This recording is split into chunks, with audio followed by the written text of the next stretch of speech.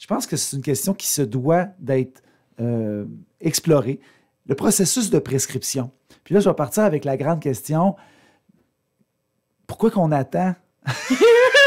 C'est une bonne question. C'est une très bonne question. Pourquoi il faut attendre? Pourquoi il faut passer? Vous nous demandez un certain délai, mettons, pour commander nos pilules. Fait que peut-être qu'en comprenant le processus de prescription, bien, ça va nous aider à mieux comprendre aussi votre travail. Hey, j'apprécie tellement ta question, tu n'as pas idée. En fait, là, quand on arrive avec une nouvelle prescription, il y a sincèrement à peu près 7 à 8 personnes qui vont travailler sur votre dossier. Ah oui? Oh, c'est une énorme chaîne de travail.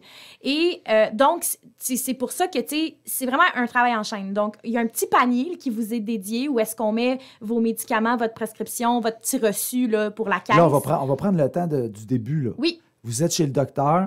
Oui, OK. On envoie le docteur... Le docteur fax. Non, mais là, il faxe plus, là.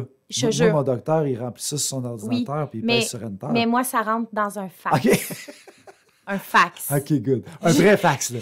Ben, en fait, là, maintenant, on l'a redirigé dans l'ordinateur, là, mais je suis obligée d'avoir un fax. Okay. Écoute, c'est terrible. Mais bon, c'est ça. Peux-tu rappeler qu'on est en 2025? L'intelligence artificielle, là, puis le fax. Ah, écoute, c'est le système de santé que veut-tu. santé. Bon. Alors, oui, le médecin télécopie la prescription à la pharmacie. Et là, nous, on a demandé à nos amis, les docteurs, de dire aux patients, attendez que le pharmacien vous appelle. Allez pas directement à la pharmacie, laissez le pharmacien travailler. Nous, dès que ça rentre dans le fax, on fait ce qu'on appelle un triage. Donc, on regarde rapidement de quoi il s'agit.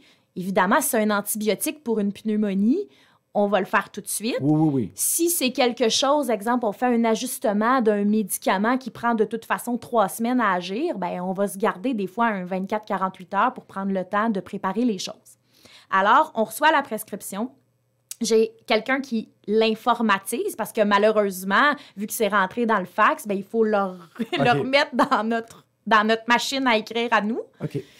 Et ensuite, là, il y a une vérification. Donc, il y a un pharmacien qui va vérifier la prescription. Donc, est-ce qu'elle a été bien saisie? Est-ce que, là, comme j'avais expliqué à la dernière chronique, toute l'analyse du dossier, les interactions, le choix du médicament, la dose, les allergies. Oui, les interactions, on n'a pas beaucoup parlé. Ça veut dire, par exemple, qu'on utilise déjà, par exemple, un médicament, je ne sais pas quoi, là, antidépresseur, oui. mettons.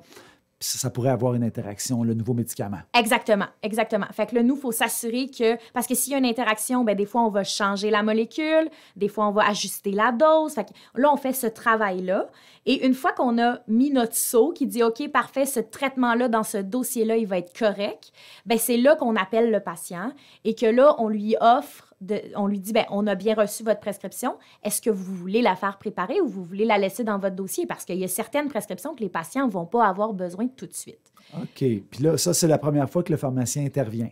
En fait, à ce moment-là, ce n'est pas nécessairement le pharmacien, ça va être un assistant technique là, qui va faire cet appel-là. OK, mais avant le saut, oui, c'est le pharmacien. Oui, OK. C'est ça. Donc, on parle au patient, oui, on produit le médicament. Oui, exactement. Et là, la production du médicament, bien là, il y a une commande qui est envoyée dans l'ordinateur. Après ça, il y a une autre personne qui prend en charge la commande.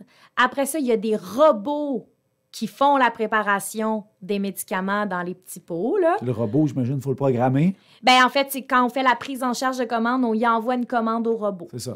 Et là, une fois que le robot est terminé, là, on assemble, on s'assure qu'on a tout ce qu'on a besoin pour ce patient-là. Et là, c'est des humains qui vérifient que tout est là. Après, c'est passé à un autre être humain qui s'appelle un assistant technique, qui est un DVCC. Alors, lui, il fait le contrôle qualité. Alors, il vérifie il goûte à la pilule. Non. Il y aurait du fun, lui, à la fin de la journée. Mais non. Alors, il regarde si c'est la bonne pilule dans le bon pot, si c'est bien étiqueté. Et ensuite, ça retourne au pharmacien qui, lui, fait l'approbation finale et qui prépare son conseil. Donc, il va se préparer à recevoir le patient pour discuter avec lui. Et puis, chacun a son style, hein, des pharmaciens, parce qu'il y en a qui sont extrêmement techniques, qui vont nous sortir complètement le pedigree des effets secondaires potentiels.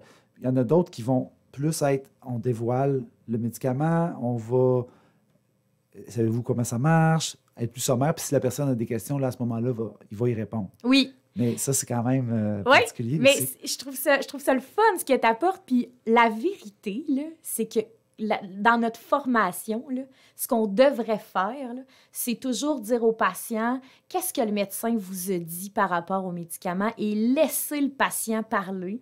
Et après, nous, on rajoute les éléments manquants. Intéressant. Ça, c'est vraiment la technique idéale parce qu'on force le patient à s'assurer de hey, est-ce qu'il a bien entendu, est-ce qu'il a bien compris? Puis des fois, on a affaire à oh, OK. Bien, c'est parce qu'il faut que tu comprennes, faut que tu te responsabilises comme patient à quelque part. Là. Ouais. Tu vas, excusez l'expression, mais tu vas te droguer probablement. Là.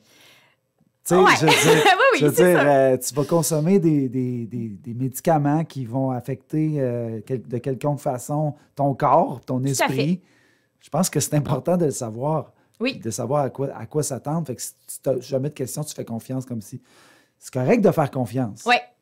Mais c'est correct de poser des questions aussi. C'est important de poser des questions. Tout à fait. Voilà, important.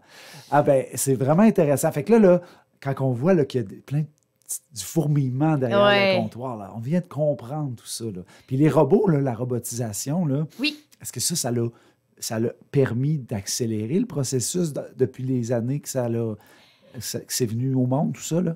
En fait, ça va pas... Ben, oui, ça accélère le processus. En fait, ça diminue beaucoup, beaucoup les erreurs. Parce que quand c'était les humains qui préparaient, il y avait beaucoup d'erreurs.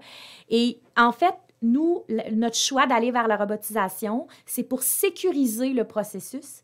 Et c'est grâce à ça qu'on a réussi à déléguer aux assistants techniques la vérification pour que nous, les pharmaciens, on ait plus de temps pour être auprès du patient. De conseils, oui. Ouais. Ben, c'est une bonne nouvelle. Puis je pense comme tu disais la dernière chronique, oui.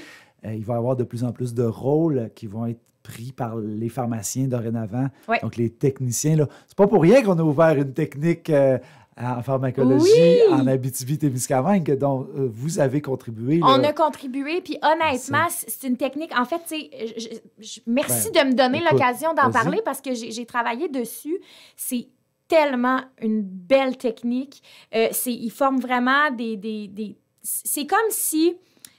Tu sais, le dentiste, là, il y a son assistante dentaire, puis il y a l'hygiéniste. Oui. Bien là, le pharmacien, il y a son assistant technique en pharmacie, puis il va avoir son technicien. Alors, on vient rajouter quelqu'un qui va s'occuper davantage de la distribution du médicament et qui, encore une fois, va donner la chance au pharmacien d'être proche de ses patients, de jaser, de discuter. Fait que c'est vraiment un beau rôle.